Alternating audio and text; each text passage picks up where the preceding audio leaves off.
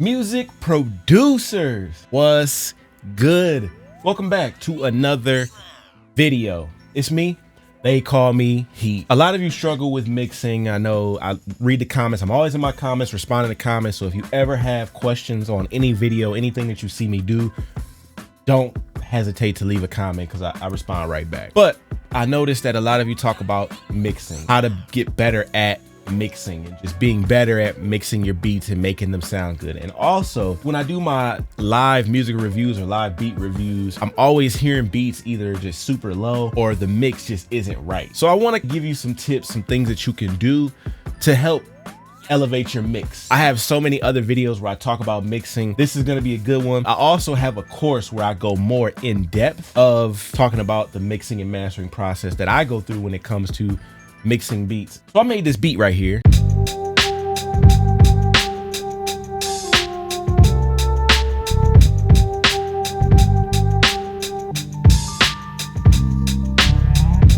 I love that vibe. It's got that Mobb Deep kind of just vibe. I like that right there. So I've done some things to this beat as far as adding effects, leveling things out, but it's still not finalized. It's not the finished version of what I would give like an artist. Now, one of the things when it comes to mixing your beats is you always want to start off with high quality sounds. I always talk about this, but outside of just having high quality sounds, let's say you don't have those or you just have drum breaks, which is fine. That's okay. And let's say you don't know how to maybe make your drums thicker, or you don't know how to EQ and compress to make them fatter or, you know, thump more. There's a trick that you can do. When I think about my kicks, if I want to stack them, I got to think about what types of kicks I want to use, because I can't just go throwing different kicks on top of kicks. Kicks have to make sense, just like the snares have to make sense. The hi-hats have to make sense. They all have to make sense frequency wise in order for them to fit in the mix when you're actually mixing. So with this kick and this beat here sounding like this,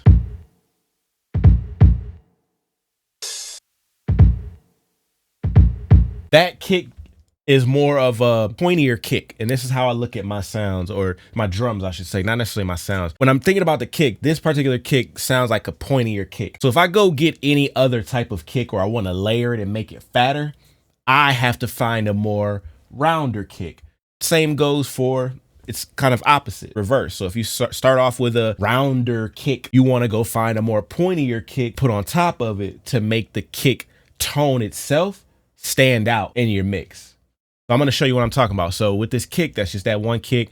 I'm going to go find a more rounder kick.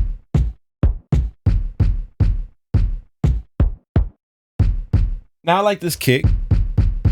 That's rounder. And what we could do is we could use some EQ, you know, the most basic EQ type that we need, and we could filter out the high end of the kick so that only the lower tone of the kick will, you know, be heard. So let's try this kick first. So I'm going to go to my kick pattern. I'm going to copy it and paste it to the new kick, and we're going to go into pattern mode, and we're going to make sure these fit together.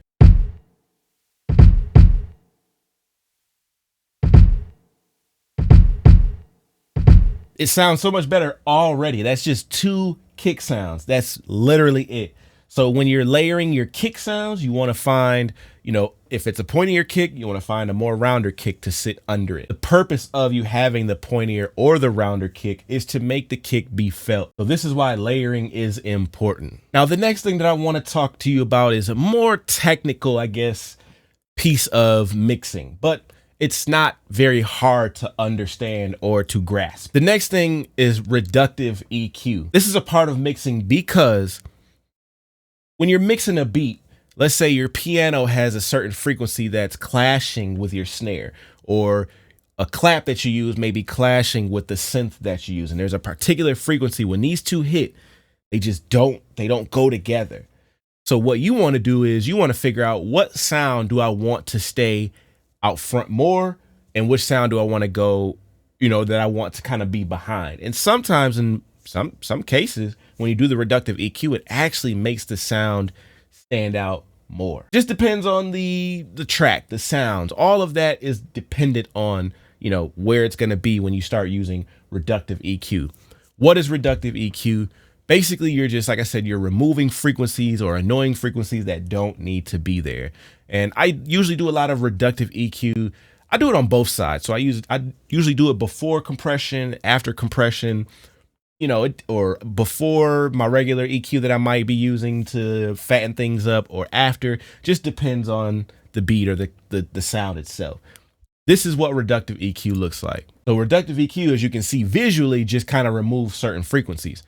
So what I'm going to do is I'm going to play the kick and the snare, but I'm going to remove my EQ that I have, and I'm going to toggle it back on and off. So if you don't have headphones, you might want to get some headphones, but if you're in front of like studio monitors, you should be able to hear it pretty good too.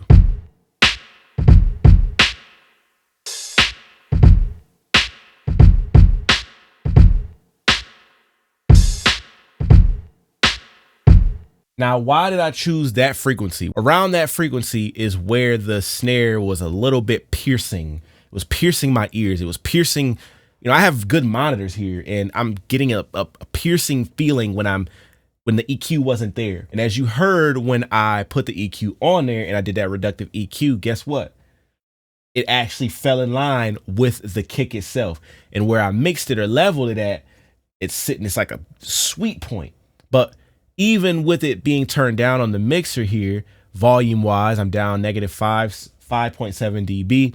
Even with that being down, when I turn that EQ off, it made it so much louder. But when I turn that EQ back on,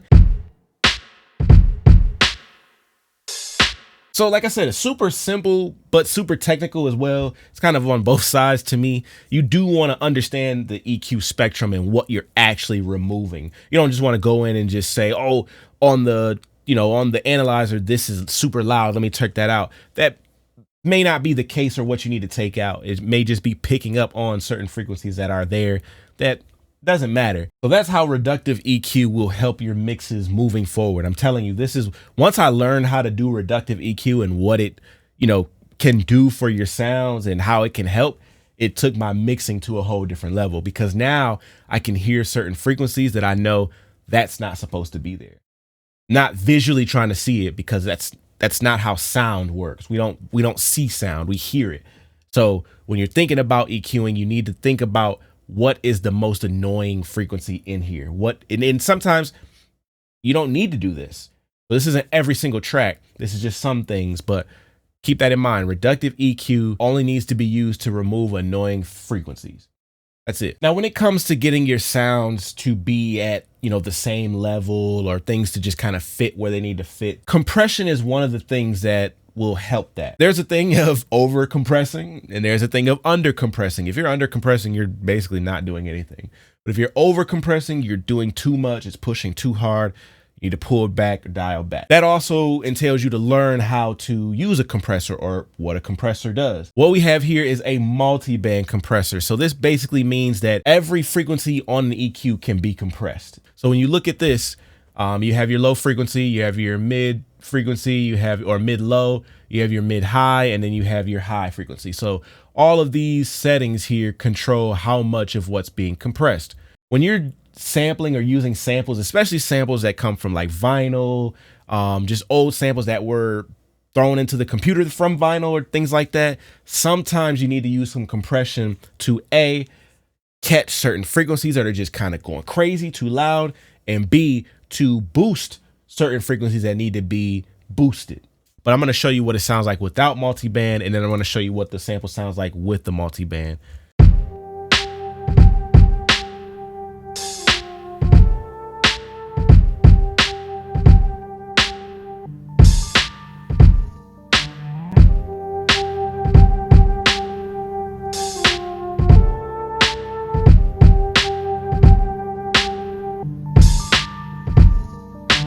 So when I first played it, it was super low. There was certain little elements in there that you really couldn't hear unless I turned the volume up. But literally, I haven't even messed with the volume here just yet. It's literally still at 0 dB. So without multiband compression or any compression on it at all, the volume would have been seriously low, even with it being high up on the mixer. And instead of me going to the channel rack and then turning the volume up on the sample, I just add multiband compression to, kind of boost it up and see where it's sitting at. And then I can pull back volume from there if there's too much floor noise, stuff like that. Because, like your needle will have a lot of noise and whatnot. But compression, multiband compression, I love it. I use it pretty much on all my samples. I love what it does and how you can control what frequencies need to be compressed. In the multi-band compressor as well, you can turn off the low band, the mid band, the high band, and then just go through, or if you only want to hear the low, you could compress just the low.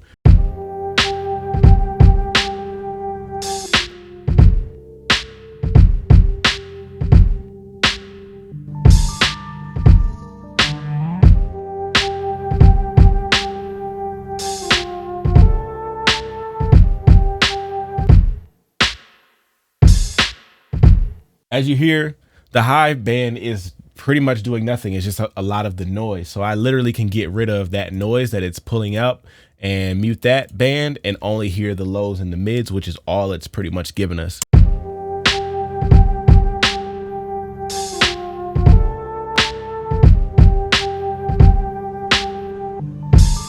Just take some of that noise away. You know, it's actually grabbing that particular frequency and just only muting that frequency. That's why I like the multi-band compressor. Well, gang, that is it for today's video. I hope that I inspired you or someone out there to go create. This is just my process. This is kind of a little look into some of the things I do, some of the things I, how I mix, I guess, just kind of the steps that I take while I'm making a beat.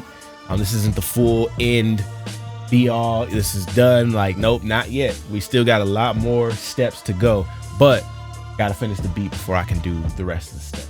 If you like the video, if this helps you in any type of way, please don't be afraid to give the video a thumbs up. Leave me a comment below. Let me know if this helps you. Anything that you need help with mix wise, let me know in the comments below as well. And yeah, we can talk about it in the comments. All right. I'll see you in the next video. Make sure you subscribe to the channel. And until next time, follow me on Instagram. I'm out of here. Peace.